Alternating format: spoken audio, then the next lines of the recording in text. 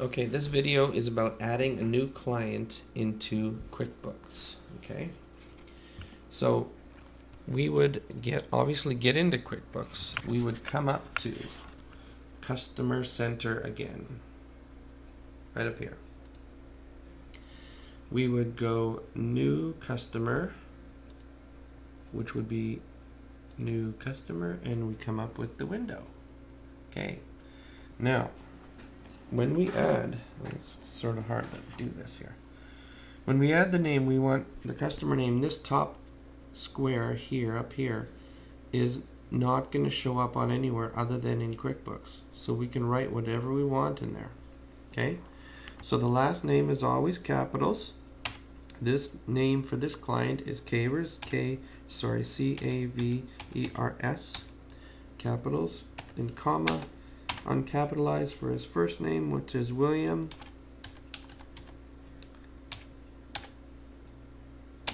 Now this guy goes by Bill, so we'll go bracket, shift Bill. I'm just doing this with one hand so you can watch. Don't know if you can see this. Then tab down. Opening balance, nothing to do with. Date, as of today, it always goes to today. Now tab into the company name, nothing to do with that. I don't put anything in Mr., Mrs., whatever, just in case we're wrong. First name, we're just going to do Bill again. And then Cavers. Now this is where it starts copying things down. So you notice that it went in, his name went into here.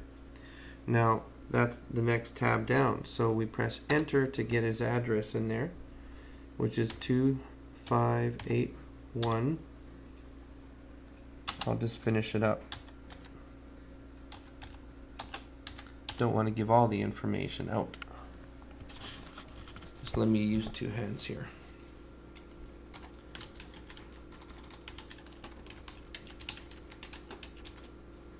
Postal code is also included, and by the way, this sheet that we're working off of comes from Logistics. It's a form that is automatically printed from Maximizer. I'll put his phone number in, tab over to get his phone number in. It's an automatic form that's printed in from Maximizer once you get everything in. So I'm entering his phone number by tabbing to the next field.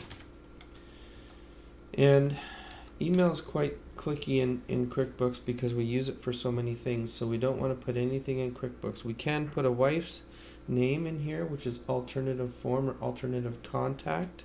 I will put his wife's first name in.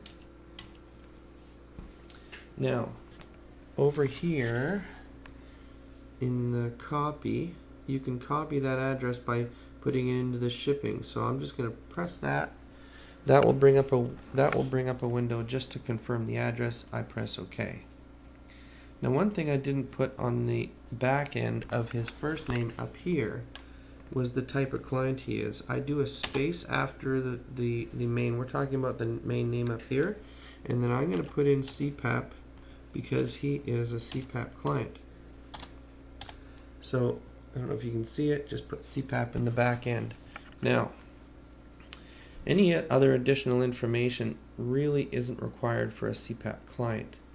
For an oxygen client, we do some other things in the preferred, in the custom fields on the second tab.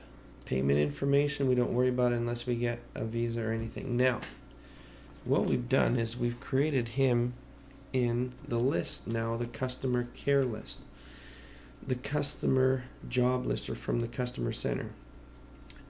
I want to leave CPAP clients as their own account. What they do sometimes is create a sub account underneath the main account. Not going to happen anymore because what we're doing is we're having trouble with invoices being put in the two accounts. He's just a CPAP client. That's really all he's going to be. If he becomes an oxygen client, we create a sub account below that, and that's in a different video. Any questions? Give me a call.